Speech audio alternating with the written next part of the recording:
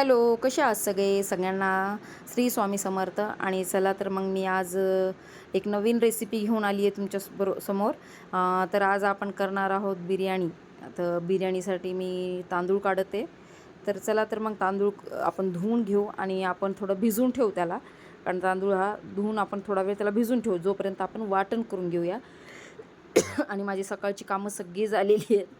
मी बिर्याणीला रेसिपीला लागली आहे. तर आता याच्या आपण चिकन लावलेलं आहे. आपण आता मसाला करतो आहे, म्हणजे की ग्रेव्ही. आणि एक कांदा मी फ्राय करून ठेवलेला आहे. आणि वाटण रेसिपी मी ऑलरेडी माझ्या चॅनलवरती अपलोड केलेली आहे, तर ती तुम्ही चेक करून घ्या. तर चला मग आपण तोपर्यंत राईस लावून घेऊ. राईससाठी मी काही खडे मसाले घेतलेले, जसे की इलायची,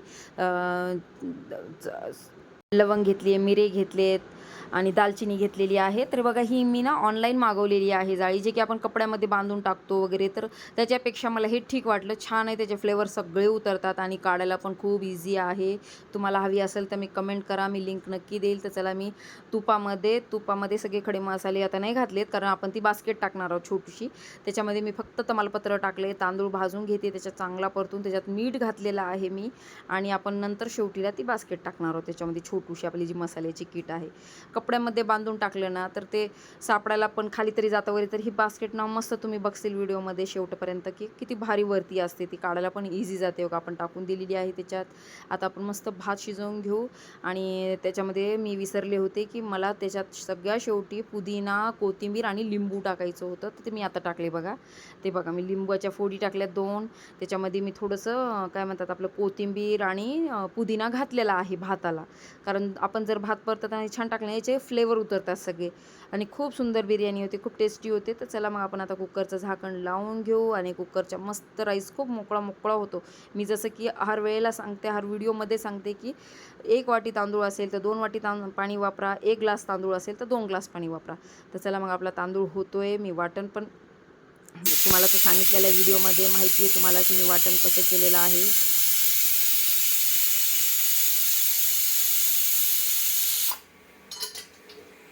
चला मग आपल्या राईसच्या शिट्ट्या होत आहे, तोपर्यंत आपण मसाला हे करून घेऊ. आणि सगळ्यात म्हणजे चहाचा जो स्वाद घेतल्याशिवाय मला कामच होत नाही. हे बघा, मनी प्लॅन्ट नेहमी माझ्या व्हिडिओत असतं.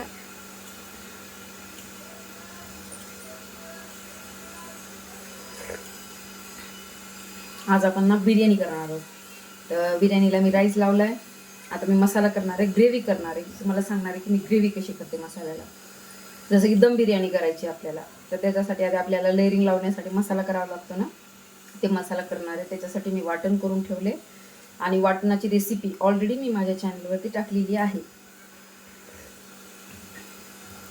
चहा झालाय. चला मग बिर्याणीकडे वळू आपल्या.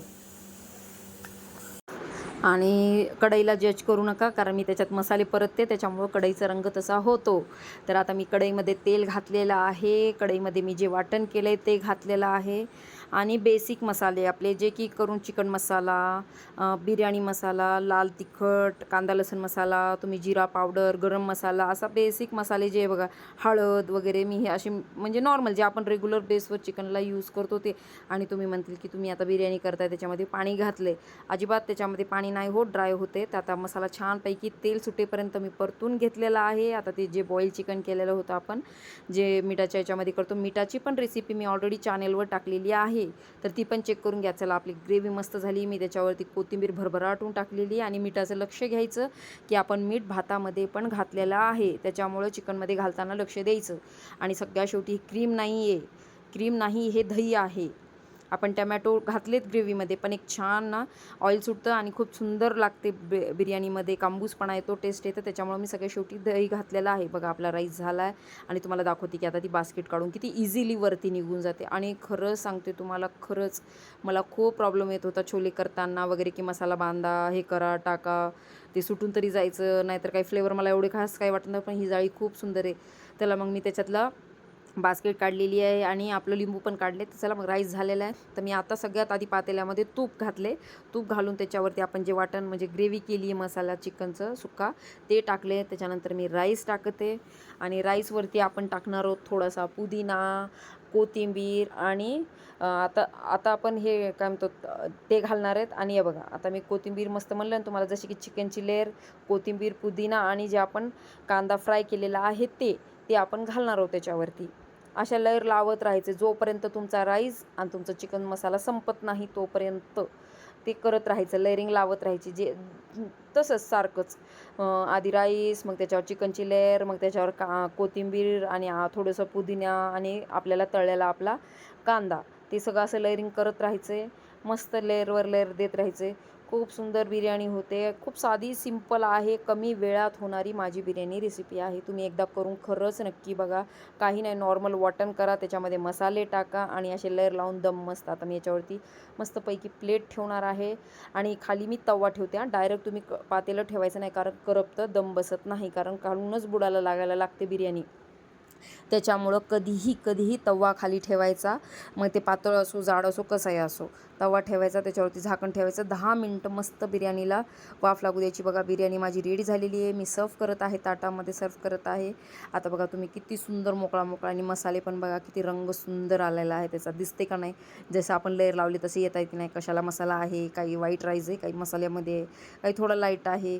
खूप सुंदर बिर्याणी होते. फक्त तुम्ही माझ्या पद्धतीनं एकदा माझ्या म्हणण्यावरती करून बघा, खूप सुंदर होते. चला मग, तुम्ही बिर्याणीचा स्वाद घ्या. तर चला मग, आपण ताटाला लिंबू लावले, दही लावले. आणि तुम्ही म्हणताल हे सूप कशाचे? तर मी जे मिठाचा रसा करते ना, त्याचा रसा उरलेला होता, थोडं हे वाटण टाकून मी त्याचं सूप बनवते बाजूला साईडला प्यायला. त्याची रेसिपी हवी असेल तर कमेंट करून नक्की सांगा, मी शेअर करेन.